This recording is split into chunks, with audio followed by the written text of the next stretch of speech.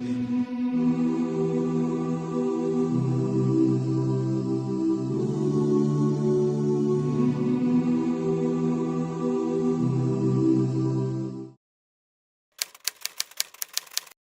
Stephen Paddock مسلمان ہوتا۔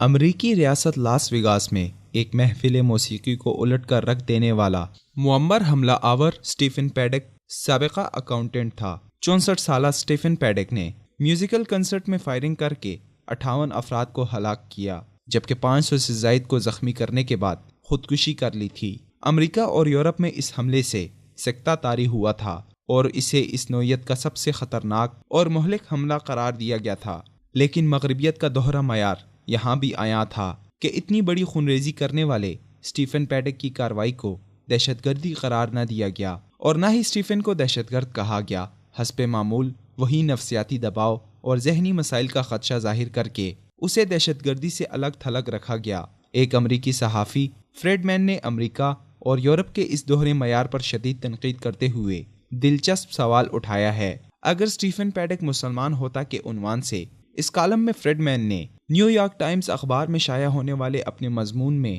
امریکہ کی جدید تاریخ کے بدترین قتل عام کے واقعے پر روشنی ڈالی ہے۔ لاس ویگاس میں اسٹیفن پیڈک نامی ایک ریٹائرڈ امریکی شہری نے فائرنگ کر کے 59 لوگوں کو موت کی نیند سلا دیا تھا، جبکہ واقعے میں 500 سے زیادہ افراد زخمی ہوئے۔ فریڈ مین نے اپنے مضمون میں یہ سوال اٹھایا ہے کہ اگر فائرنگ کرنے والا حملہ آور مسلمان ہوتا اور دہشت گرد تنظیم داعش کا پیروکار ہوتا تو ایسی صورت میں امریکی صدر اور کانگریس کے قانون سازوں کا رد عمل کیا ہوتا؟ انہوں نے اسلحہ رکھنے کے حوالے سے امریکی قانون سازی کو سخت تنقید کا نشانہ بنایا، جس کے سبب اس نوعیت کا قتل عام آسان ہو گیا۔ فریڈ مین نے مضمون کی ابتدا میں سوال اٹھایا کہ اگر اسٹیفن پیڈک مسلمان ہوتا اور فائرنگ کرنے سے قبل چیخ کر اللہ اکبر کا نعرہ لگاتا، اور اگر ہمارے ہاتھ اس کی کوئی تصویر آ جاتی جس میں وہ ایک ہاتھ میں قرآن تھامے ہوتا اور دوسرے میں کوئی خودکار بندوق، اگر واقعتاً یہ سب کچھ اسی طرح ہو جاتا تو کوئی بھی ہم سے یہ نہیں کہتا کہ احتیاطی اقدامات کی باتیں کر کے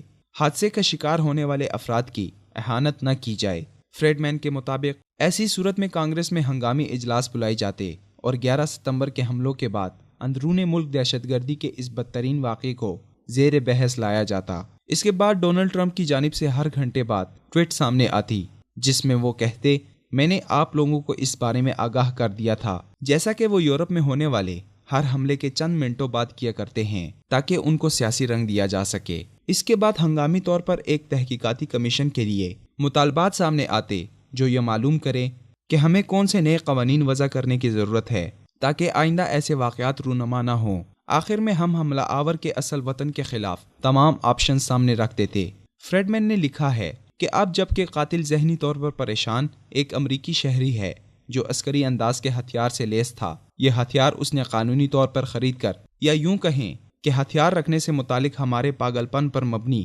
قوانین کے سبب بآسانی حاصل کر لیے تھے۔ ایسی صورت میں آگے کیا ہوگا؟ صدر اور ریپبلکن پارٹی فوری طور پر یہ باور کرائے گی کہ کچھ نہیں ہوگا۔ اس کے بعد داعش تنظیم کے ہر حملے کے برعکس اس بات پر اصرار کیا جائے گا کہ اس واقعے کو سیاسی رنگ نہ دیا جائے اور نہ یہ مطالبہ کیا جائے کہ آئینہ دیکھنے اور ہتھیاروں سے متعلق قوانین پر نظر ثانی کی ضرورت ہے۔ فریڈ مین نے مغربی دوغلے پن کو آشکارا کرتے ہوئے لکھا کہ مشرق وسطی میں داعش یا کسی اور تنظیم کے ہاتھوں مارے جانے والے مغربیوں کی تعداد زیادہ سے زیادہ 15 یا 20 ہوگی، جبکہ اس کے برعکس امریکیوں کے ہی ہاتھوں اب تک سینکڑوں امریکی قتل کیے جا چکے ہیں۔ فریڈ مین لکھتا ہے کہ اگر داعش یا اس طرح کے دیگر نام نہاد اسلامی تنظیموں کو کچلنے کی بات ہو تو صدر سے لے کر نچلی سطح تک سب ایک جگہ جمع ہو جاتے ہیں، لیکن امریکی عوام کو اسلحہ رکھنے کی اجازت اور اپنے ہاتھوں قتل ہونے کا راستہ فراہم کرنے والے قانون پر بات چیت کرتے ہوئے سب خاموش رہتے ہیں۔ گویا فریڈ مین یہی کہنا چاہ رہا ہو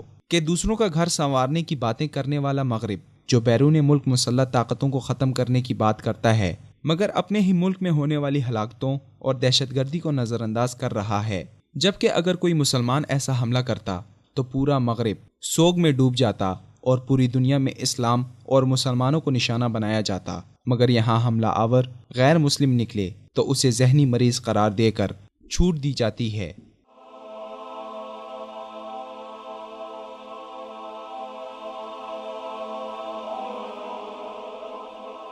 ایمان کی کرن، ہدایت کی شمع، وصال اردو۔